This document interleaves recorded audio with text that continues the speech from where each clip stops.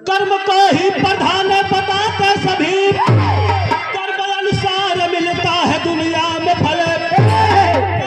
स्थानपुर के सुहर साहसी सूर से एक महिपाल राजा पर भले, अंग अंग उठती वीरता की लहर, जंग जोशील जौहर जवानी रही, सर बधा करके सहरा वो लाए दुल्हन, अप्सरा से सुभर जिनकी रानी रही।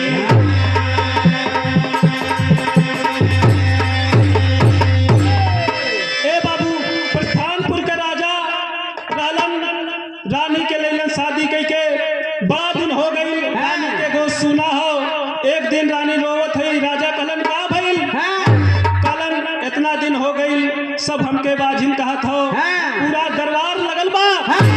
आखिर रानी गईली भगवान भोलेनाथ के मनैली, तो कुछ दिन के बाद रानी के गो गोद में लड़का भइल, तो विराह में कौवाली लगल।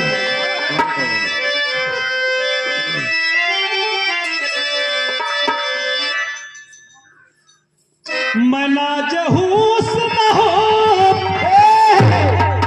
किसी लड़की से किसी लड़का ने कहता है, मना जहूस न हो, तू मेरा एहतराम करो, अरे जवानी नाम है मेरा मुझे सलाम करो, जवानी नाम है मेरा मुझे सलाम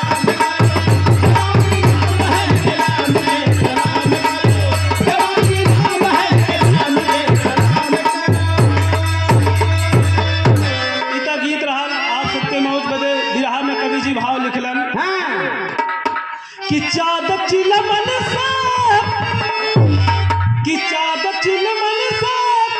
झांकते भरी जवानी में, और कहीं लग जाए नयंगा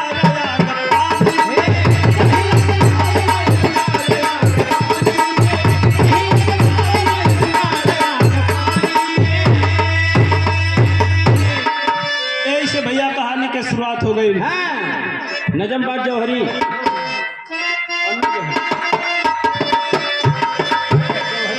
जौहरी हाँ।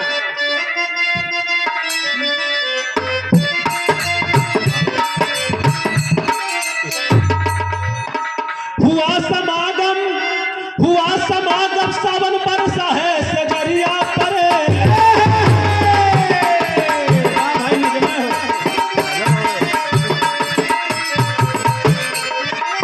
हुआ समागम सावन बरसा है सजरिया पर, कोई आने वाला जगह बोला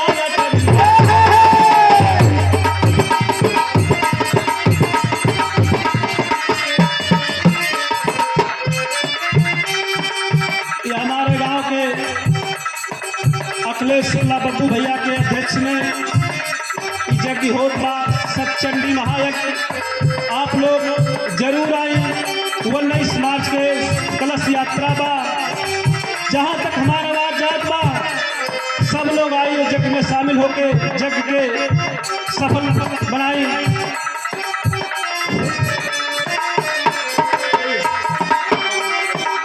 हुआ समागम सावन बरसा है सजरिया पर, कोई आने वाला जगह बोला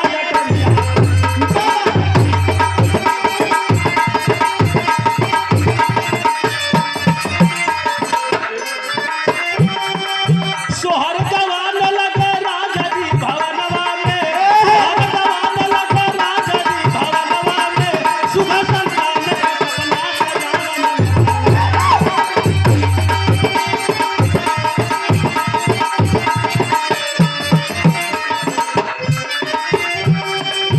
बसो पीड़ा सरानी का दुखित दिमाग हुआ, बसो पीड़ा सरानी का दुखित दिमाग हुआ, गगन मलर का लड़की मगर जगना।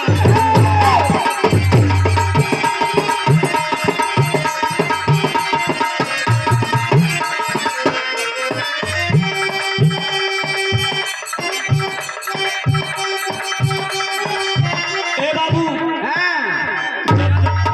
रानी के तन से कुछ दिन के बाद एगो लड़का भइल।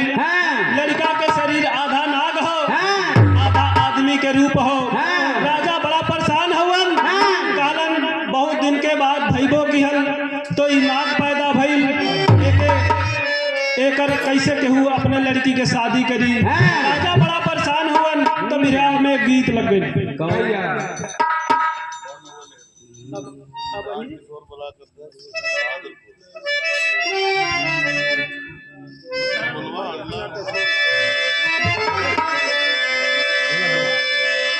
कौनो लड़की अपने नैहर में गई, नैहर से जब ससुरा में गई शादी हो गई, माई से बतावत हो भैया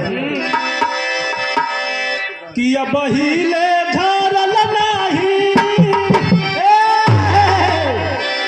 अब हिले झरल नाही, लहंगा का ढोल माई रे हम ना जाइबे।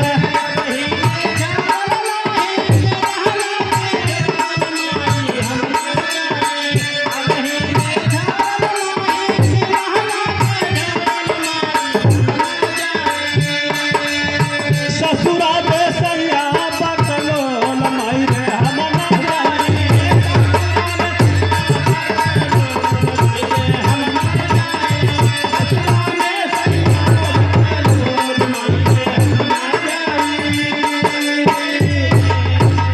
इता गीत रहल कवि जी बिरहा में कितना सुघर भाव लिखलन। आखिर जब धीरे धीरे उनाग सयान भइल बा, 16-17 साल के भइल बा, तब एक दिन उ राजा साहेब यानी कि अपने बाबू से राजा से कहा हो, राजा से नाग बोला, राजा से नाग बोला, बतिया चताई बतावा बाबू।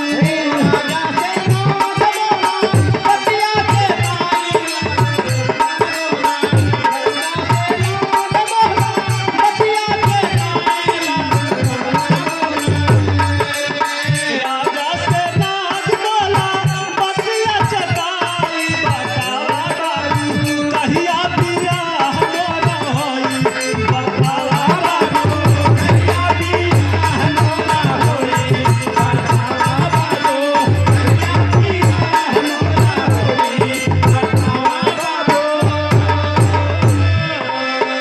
उना कहत बा ए बाबू आखिर कौने कर्म का हमके ई दंड मिलत हो, गलत भइल कि मिलल ऐसन चेहरा,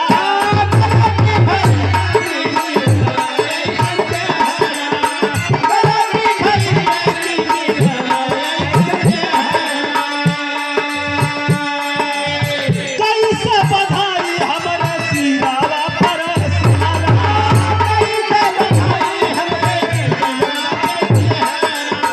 कैसे बधाई हमरे सिरावा पर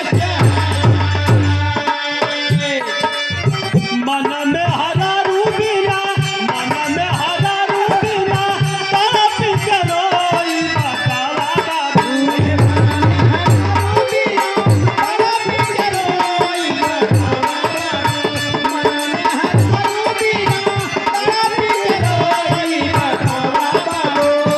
कहिया बियाह मोरा होई बतावा बाबू, कहिया बियाह मोरा होई बतावा बाबू, कहिया बियाह मोरा होई बतावा बाबू।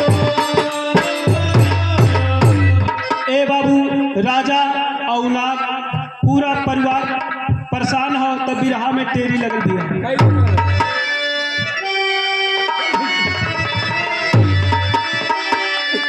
अरे दुल्हनिया कैसा, ए भैया दुल्हनिया कैसा की रात बनी, कौनो राजकुमारी राजा का बिटिया, जिया तो कौनो राजकुमारी राजा का बिटिया, दुल्हनिया कैसे की रात बनी।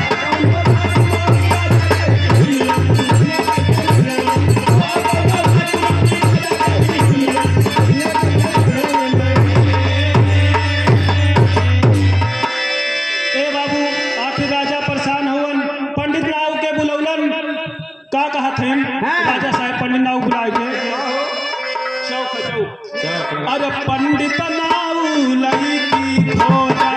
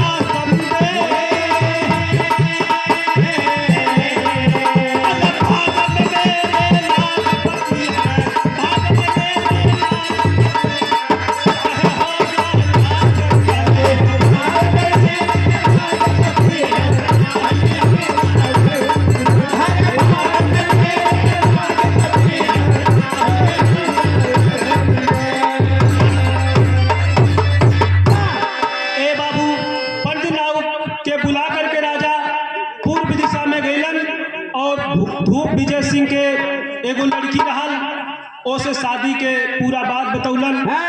सोच गई जब हमरे किस्मत में ही नागे लिखल बा तो हमके शादी मंजूर बा।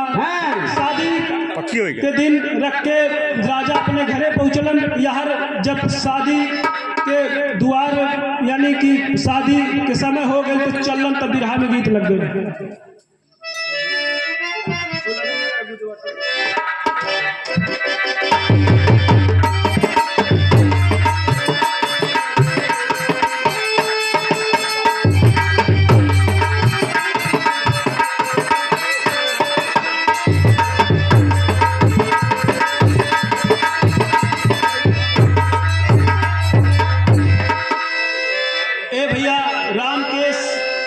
भैया के तरफ से जिला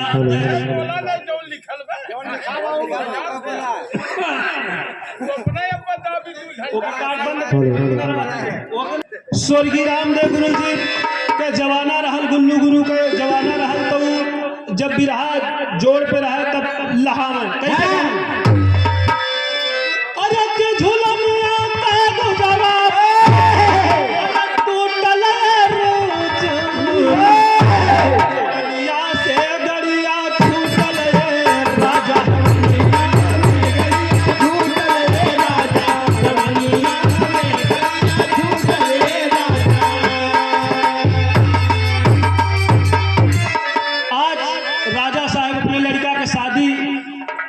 लेके चलन तो भैल का भैया पागल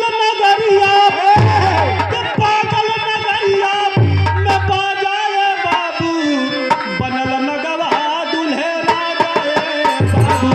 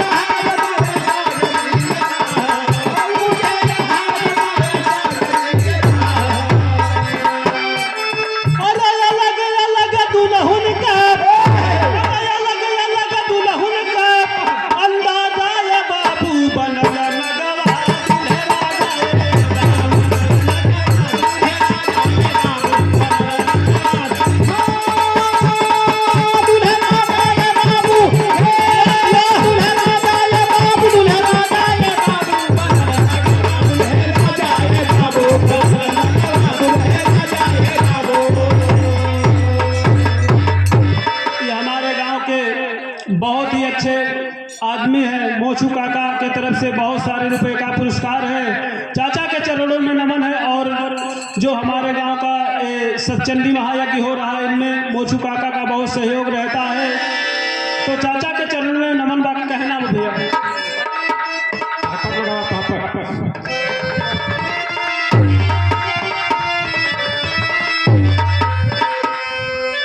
शादी के जब दूल्हा दुल्हन अयलन सुहाग रात में आखिर औरत बतावत हो अपने पति से का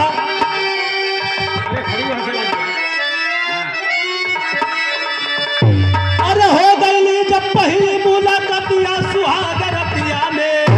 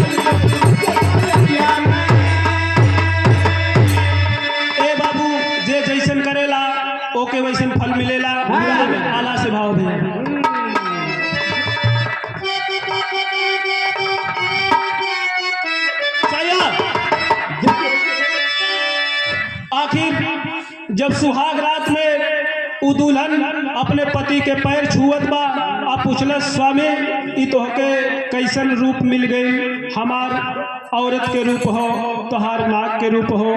तब वो नाग बतावत अपने दुल्हन से कि कर जोरा नाग से पूछेली दुल्हनिया भैया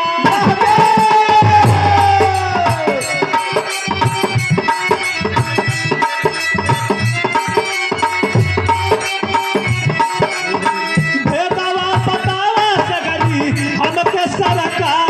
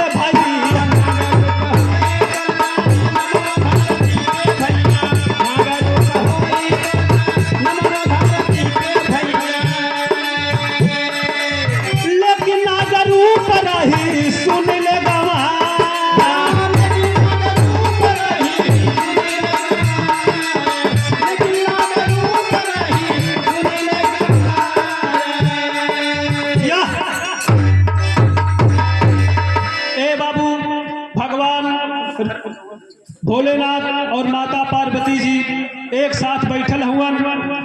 भगवान भोलेनाथ माता पार्वती के हाथ में कंगन पहिरावत हुआ और जो गटैया का सपवा रहा वो हंस देलस। भगवान भोलेनाथ श्राप दे देलन कि जब तू तोहार शादी होई तब तू नाग के रूप में जन्मवा रानी के पेट से।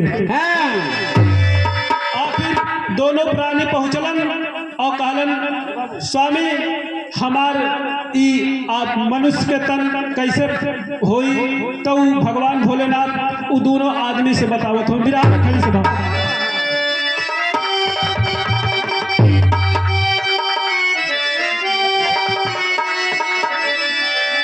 अरे की बोले दुल्हन चल के नहाला सजना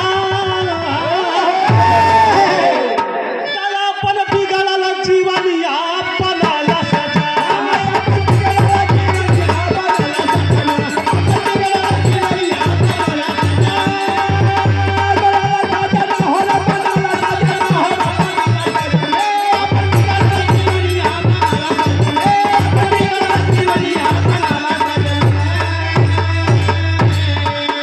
गोमती के धार में नागिन वह नहाया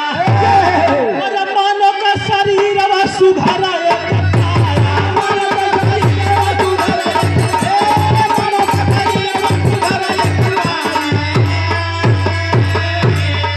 अरे बिगड़ल मुक्ति मिलाल सजना बिगड़ल जीवनिया बनाल सजना।